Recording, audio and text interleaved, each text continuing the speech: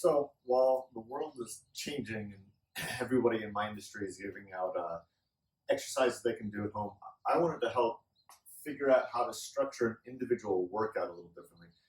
This is something I use, and it's heavily influenced from GymJones.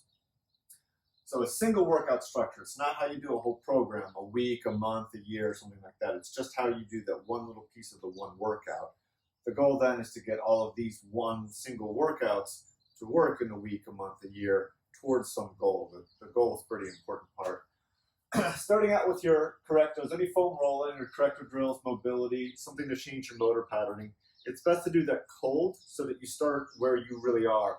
Simply warming up can kind of get you past a lot of that stuff, but it doesn't actually change how you move or change your motor patterns or change your tissue. So doing that first will let you know where you're really at. Then a general warm-up, 5 to 10 minutes of movement, something that you actually get warm. It changes how your blood flows. It's going to change psychologically how you feel. You'll just be more prepared to actually do some hard work later on in the session.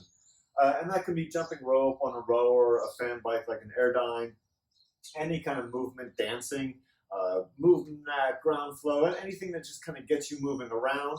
And really there can be a big bleed between your general warm-up, your correctives, and then after that would be your specific warm-up. Just something that gets you moving. It doesn't have to be rigid.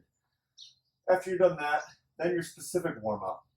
And that's going to be doing whatever gets you ready to do the specific hard thing you're going to do in your main work phase, the real focus, the goal of that day, that session.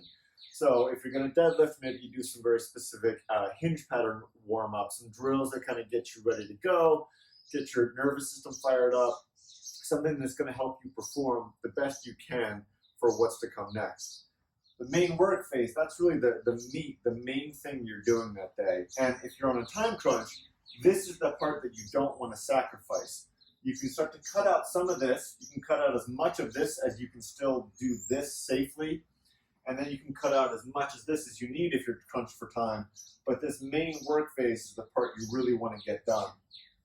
So that might be your strength, your power, your speed, something like that. So strength examples would be like your deadlift, your squat, your bench, overhead press, your calisthenics.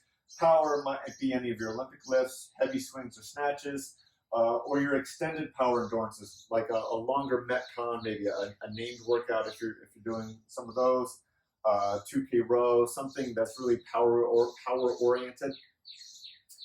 After you're done that, then you might do your supplemental structure. So that would be like considered any of your accessory lifts if you're thinking like a power lifter.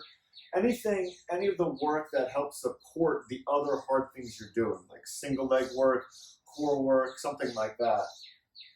Or if you just have a strength goal that you need a lot more volume than a single day, like if you're trying to get more pull-ups in and you need to do some pull-ups every day, but it's not part of your main work phase, you can sneak a lot of those pull-ups into your supplemental structure. Your supplemental breathing will be if you need any extra cardio for that day, a short MetCon, something like 10 minutes of 30 on, 30 off, some swing intervals, something like that. That's where you get that in at the end.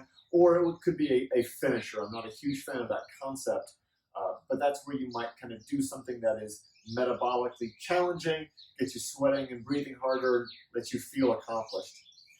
After that, you're going to do your cool down and your recovery work. So some kind of cardio cool down is often recommended. I'm guilty of not doing it myself. But you certainly want to get into some more of your foam rolling, your static stretching then, something that kind of helps you downregulate your nervous system to be better prepared for tomorrow's single session. And then after that, it's time to eat. I recommend French toast. So this is how you might structure a single workout. There are a million other ways to do it. This is something I use heavily. Like I said, it's heavily influenced from GymJones.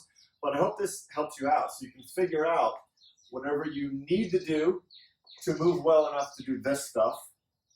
Get warm, get prepared for your hard thing, do your hard thing, and then this is kind of bonus, and then you're going to do whatever it is that's going to help get you ready for tomorrow's hard thing.